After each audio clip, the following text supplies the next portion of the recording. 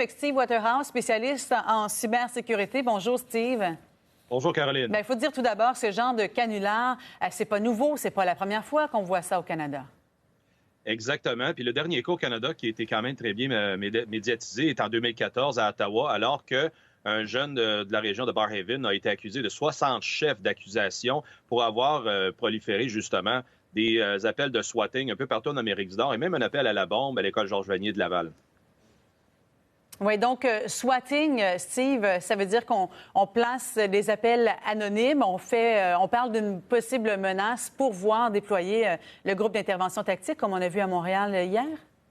Oui, et c'est pas rare que ça a été vu encore là il y a quand même 5, 6, 7 ans dans la communauté du jeu en ligne que les jeunes, justement, pour se revenger soit de mauvaises pratiques dans un jeu ou bien parce que c'est des mauvais perdants, s'en prennent justement avec l'imperfection technologique de placer des appels au service 911 et encore là, en simulant qu'il y a une violence ou tout simplement en disant qu'il y a vraiment quelqu'un d'armé qui veut faire du mal à des gens ou, comme on a vu hier, prise d'otages. Et à ce moment-là, les forces de l'ordre n'ont pas le choix de prendre tous les moyens nécessaires pour, encore là, en cas que ce soit vrai, qu'ils ne fassent pas d'erreur. Et donc, ici, ça s'est très bien déroulé. On a vu qu'il y a eu une bonne fin, mais il y a d'autres lieux aux États-Unis, en 2017 d'ailleurs et en 2015, qu'il y a des gens qui en ont été, qui en ont décédé de l'opération policière. Donc, oui, parce que ça peut dégénérer.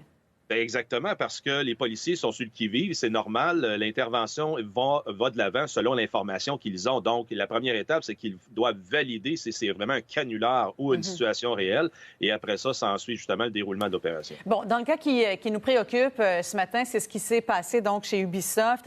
On parle de 2 appels anonymes, un entre autres au 911. Et il y a un appel qui affichait le numéro d'Ubisoft, tandis que l'autre semblait provenir des États-Unis. Est-ce que ça peut être possible de retracer qui a fait ces appels-là?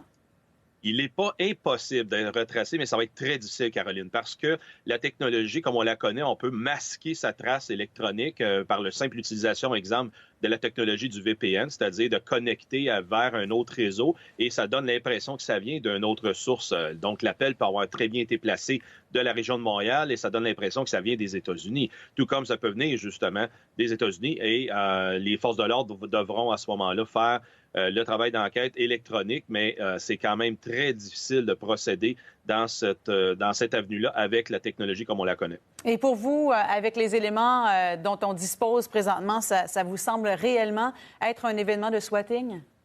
Bien, si on rassemble les éléments qu'on a actuellement, Caroline, une compagnie qui a mis un jeu en ligne récemment, comme Assassin's Creed, on disait dans le reportage, ou bien est-ce que ça a rapport justement avec les multiples cas de dénonciation d'environnement de travail malsain qu'on a appris dans les dernières semaines. Donc, il y a tous ces éléments-là qui devront être à analyser, mais chose certaine, cette pratique-là, je veux dire, ça peut persister. Il y a d'autres gens qui peuvent en devenir victimes parce que la technologie, si elle n'est pas bien entretenue, programmée, ça va laisser la porte ouverte. Quelqu'un peut s'introduire vers une compagnie et placer l'appel en pensant que c'est de l'interne. Mais nécessairement, ça veut dire aussi que des gens avec une intention malicieuse, mais avec peu de moyens, peuvent tout simplement placer l'appel à un 911 et à ce moment-là, ça crée tout ce branle-bas de combat-là. Est-ce qui peut dissuader, bien sûr, ce sont les peines de prison qui peuvent survenir si on arrive à arrêter quelqu'un dans ce genre de méfaits.